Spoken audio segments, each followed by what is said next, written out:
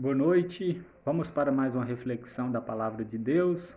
Dessa vez eu quero compartilhar com você Oséias capítulo 6, versículo 3, parte A. Diz assim: Conheçamos e prossigamos em conhecer o Senhor.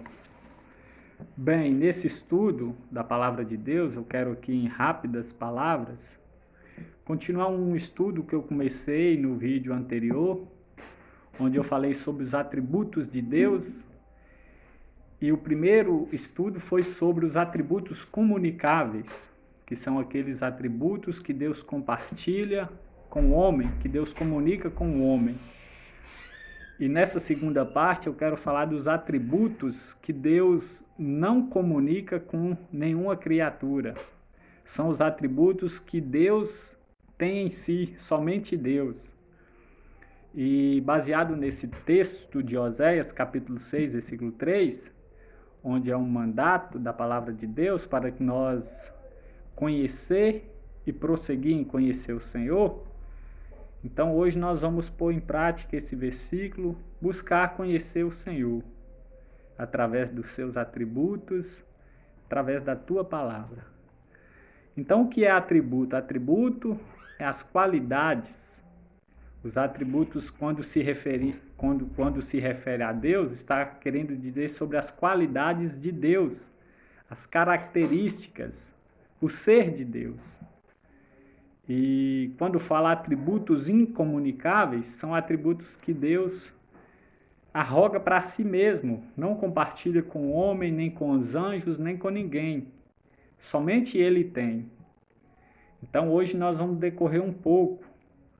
Entre vários, nós vamos falar somente de alguns.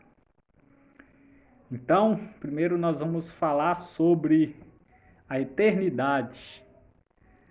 A eternidade de Deus é um atributo. Somente Deus é eterno.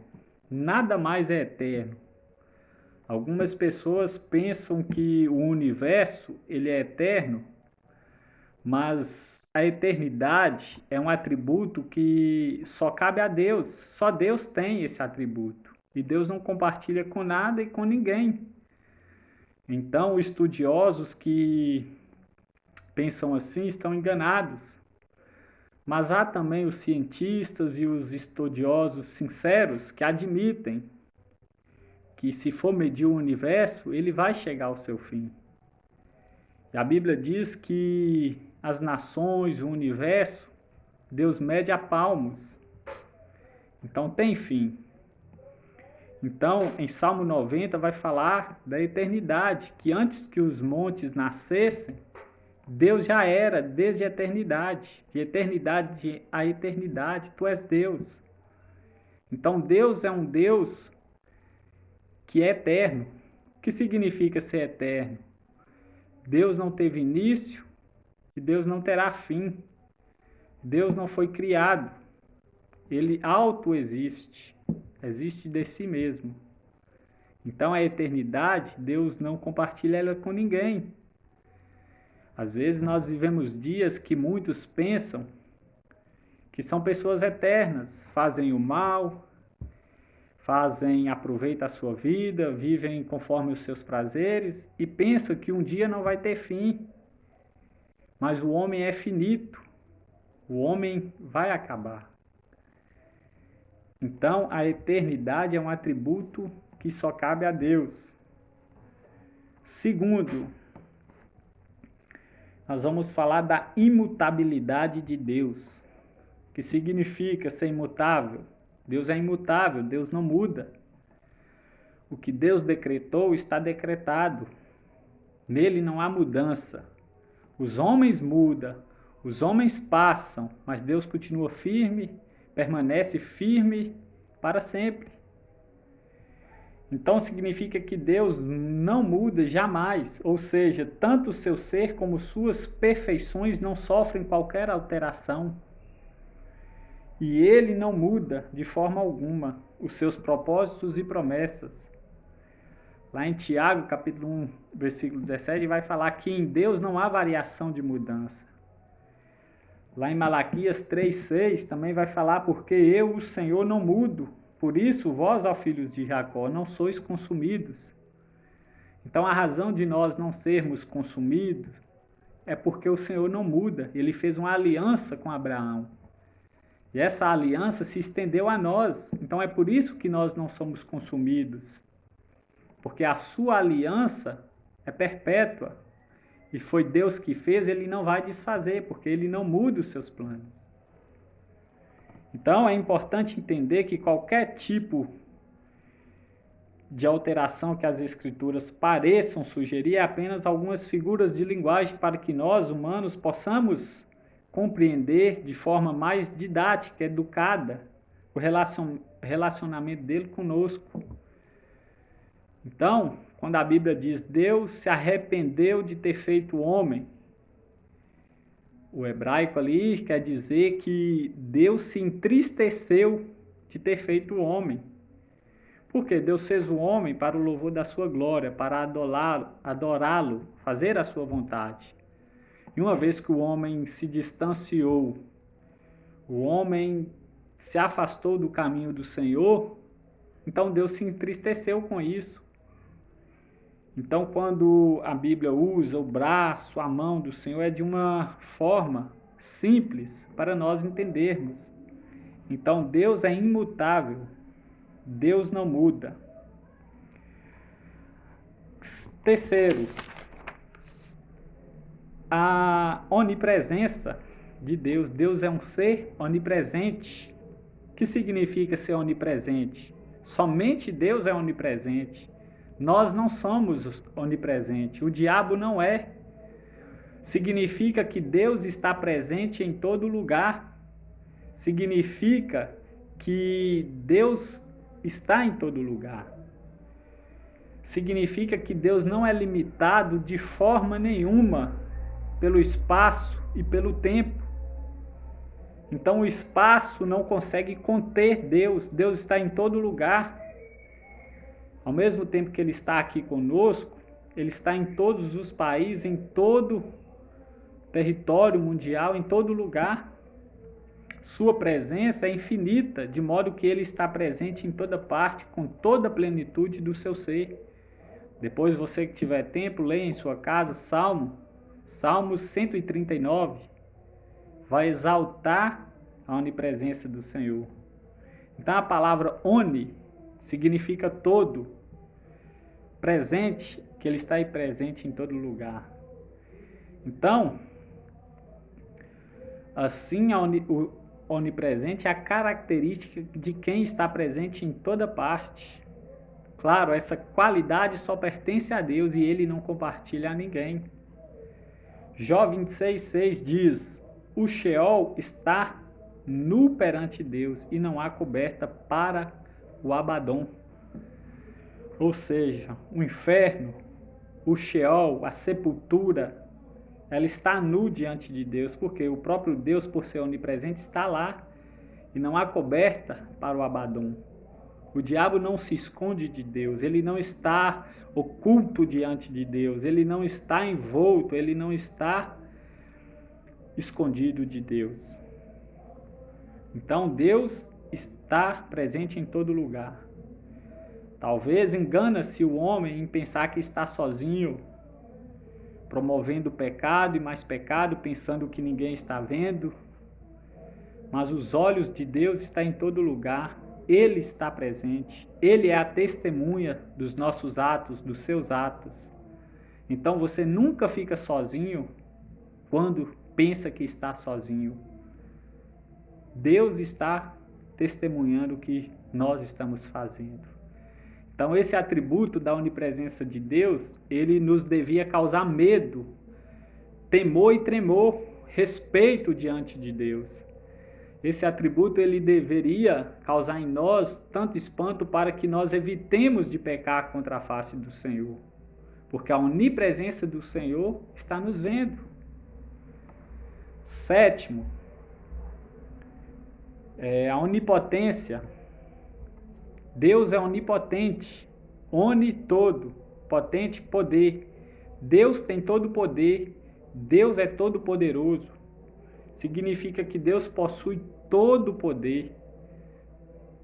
isto é, seu poder é infinito e ilimitado.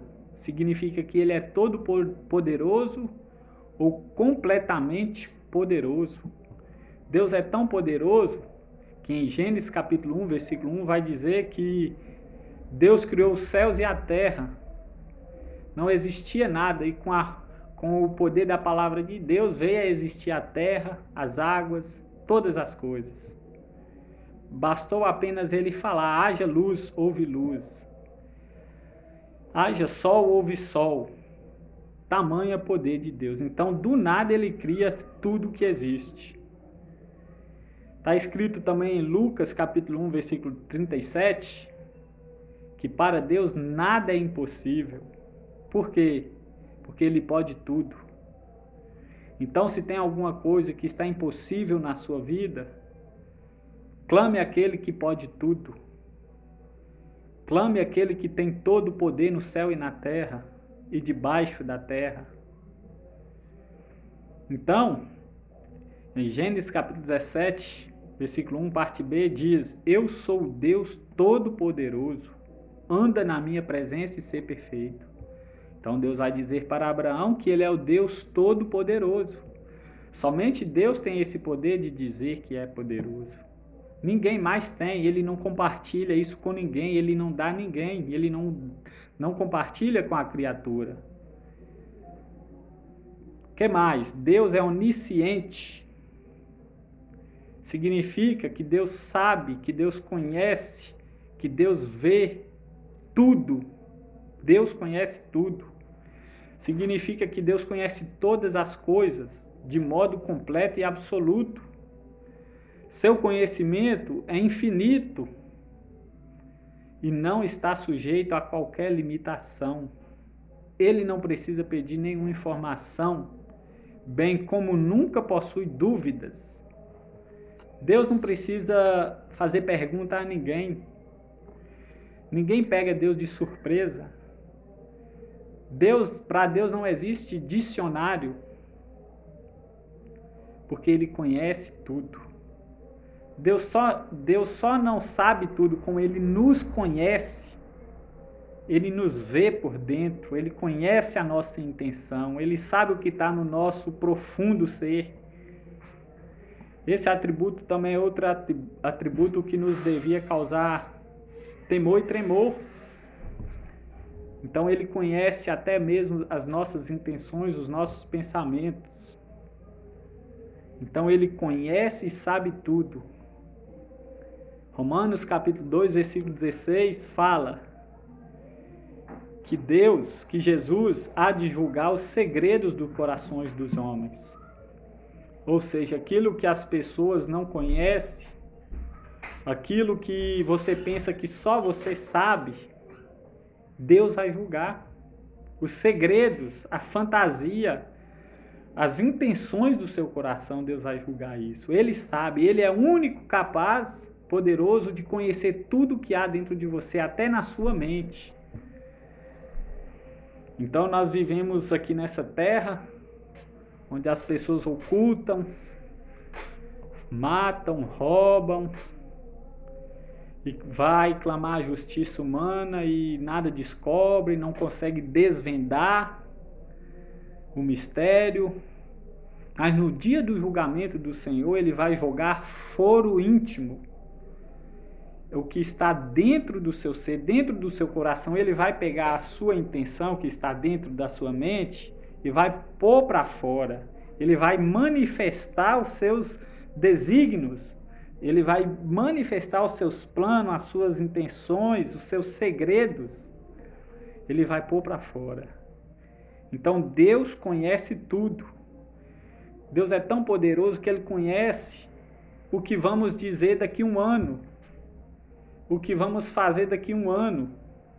Ou seja, Deus conhece o que vamos fazer por toda a nossa vida enquanto existirmos aqui nessa terra. Então, Hebreus capítulo 4, versículo 13, fala que todas as coisas estão nuas e patentes diante de Deus, daquele a quem nós devemos dar conta dos nossos atos. Deus é todo saber, Deus é onisciente. Então significa que Ele sabe tudo a nosso respeito. A Bíblia diz que Ele sabe até quantos cabelos tem na nossa cabeça. Olha só o cuidado de Deus. Uma vez os cientistas tentaram contar a cabeça de um ser humano. Todas vezes que eles começavam a contar, logo se embaralhavam, não dava conta, se perderam. E a Bíblia diz que Deus sabe tudo, até os nossos cabelos que temos na cabeça. Então Deus conhece o mais íntimo, as entranhas do homem. Para Deus não há dúvida nenhuma. Deus não pede conselho de ninguém, Deus não tira dúvida com ninguém. Deus conhece os corações, conhece todo e sabe tudo. Olha só o que diz em Atos capítulo 1, versículo 24. E orando disseram: Tu, Senhor, que conheces o coração de todos, revela-nos qual desses dois tens escolhido. Aqui em Atos, os discípulos, os apóstolos estão orando para que Deus revelasse quem ia entrar no lugar de Judas Iscariotes, que acabara de suicidar. Então os discípulos ali estavam na dúvida quem escolhia, se era Matias ou José chamado Justo. Então Pedro, orando ali, vai dizer: Tu, Senhor, que conheces o coração de todos. Eu acho bonito que Pedro reconhecia esse atributo de Deus. Em outras palavras, Pedro está querendo dizer: Senhor, Tu conheces, nós podemos errar.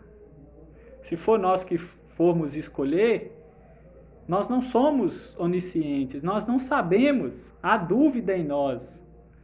Mas para Ti que não há dúvida, nós recorremos a Ti. Tu que sondas o coração, Tu que conhece todos os corações. Revela-se a nós a qual destes dois tens escolhido. Então, Deus conhece todas as coisas. E para uma leitura mais ampla sobre a onisciência do Senhor, só você ler Salmo 139 também. E por último, eu quero falar aqui da soberania de Deus. Lembrando que esses atributos são só alguns entre vários. Se nós fôssemos falar de cada um ano seria pouco para falar. Então nós vamos falar o último aqui sobre a soberania de Deus. Soberania, o que é soberania? Significa que Deus controla todas as coisas, pois Ele próprio é soberano e supremo sobre tudo e sobre todos. Então essa pandemia que está acontecendo, ela não pegou Deus de surpresa. Deus controla até isso. Deus está vendo, Deus não está em dúvida o que fazer, não, Ele está permitindo, Ele está controlando. A Bíblia diz em Apocalipse capítulo 5, que João teve uma visão e que ele estava chorando diante de um ancião. E a Bíblia diz que o ancião, falou para João: Ei, João, não chores. Aquele que venceu, o leão da tribo de Judá, ele venceu para desatar os selos. E Cristo sobe até o céu e toma o rolo das mãos do que estava assentado no trono e abre. O que é que tinha contido nesses rolos? Os decretos de Deus. O controle está na mão de Jesus. Então ele é soberano. Ele é quem governa o universo e conduz a história segundo os seus propósitos. Segundo os seus propósitos eternos. Então, o nosso universo, a nossa vida não está na mão de Satanás, nem nas nossas mãos, por assim dizer, mas está nas mãos de Deus, daquele que pode tudo, daquele que é soberano, daquele que está acima de tudo e de todos. Também é importante saber que a soberania de Deus, ela não anula a responsabilidade humana, e nem a responsabilidade humana anula, descaracteriza as ações soberanas de Deus. Então significa que Deus é superior a tudo. Ninguém e nada pega Deus de surpresa. Está escrito em Mateus capítulo 20, versículo 15: porventura não me é lícito fazer o que quero do que é meu? Deus faz o que quer. A Bíblia vai relatar numa parábola que o rei saiu para convidar empregados para a sua vinha. E ele vai chamar um a tantas horas, outros a tantas. Eu vou ilustrar aqui nas nossas palavras para você que vai nos ouvir entender. Ele ia pagar R$100 por dia. Ele convidou uns às 7 horas da manhã, ele convidou outro às 9, outros a meio-dia e outros às 2 horas. Vamos supor aí que era um dia de serviço. Então ele contratou todas essas pessoas. Isso aí foi numa parábola, só estou usando as nossas linguagens para ilustrar. E na hora do pagamento, depois de ter acabado o dia, era hora de acertar as contas com os trabalhadores. E ele chama ali os que trabalharam primeiro, de 7 às 4, e paga R$100 por dia.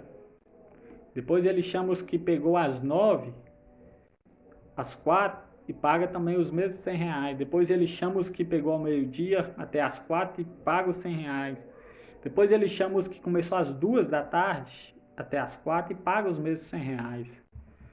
E os primeiros trabalhadores, vendo aquilo, achou injusto e foi reclamar. Uai, Senhor, nós trabalhamos o dia todo, nós tomamos o sol, a fadiga do dia, o sol escaldante, suamos, e o Senhor pagou nós o mês tanto daqueles que trabalharam só 2 horas, que não tomou o calor do sol, que não cansaram. Aí vem a resposta do Senhor, do dono da vinha. Porventura, não me é lícito fazer o que eu quero do que é meu? Ou seja, Deus faz o que lhe apraz. Deus faz o que bem quer. Tudo é dele. Tudo pertence a ele. Então, Deus é soberano. Que essas palavras fiquem para a sua meditação. Que você venha recorrer a esse Deus que é grandioso. A esse Deus que é diferente dos deuses das nações. Esse Deus não é feito de barro, nem de pedra, nem de madeira, nem de ouro. Ele jamais, a imaginação humana consegue medir esse Deus. Se você ainda não se rendeu a esse Cristo, a esse Deus, eu convido a você a aceitar a oferta da salvação dele, a se render a ele, a colocar a sua vida nas mãos dele, porque ele conhece a sua vida, diferente dos outros, que tem boca e não falam, que tem ouvidos e não ouvem, que tem mãos, mas não apalpam, tem nariz e não cheiram. Esse Deus é diferente, esse Deus é vivo, esse Deus é perfeito, esse Deus é santo, esse Deus é o Salvador. Talvez você se pergunte como eu faço para aceitar a oferta da salvação desse Deus tão poderoso que você acabou de mostrar. A resposta para você é confiança, crê em Deus, confia em Deus, se jogue a esse Deus, descansa nesse Deus e reconheça os seus pecados e pede perdão a Deus pela vida que você levava, pela conduta que você tinha que não agradara a Deus. E agora passa da morte para a vida, creia nele, se arrepende, mude de vida, abandone os pecados e recorra a esse Deus. Então que você seja edificado por essa palavra. O nosso mundo não está na mão de Satanás, nem dos governantes, nem dos presidentes, nem de ninguém. Está na mão do Senhor. Quem governa esse mundo é o Senhor. O controle está nas mãos dele. Então receba o Senhor como seu Salvador na sua vida, para que você saia de debaixo da condenação e passe a ser um súdito do reino de Deus. Que Deus em Cristo vos abençoe, um forte abraço e muito obrigado.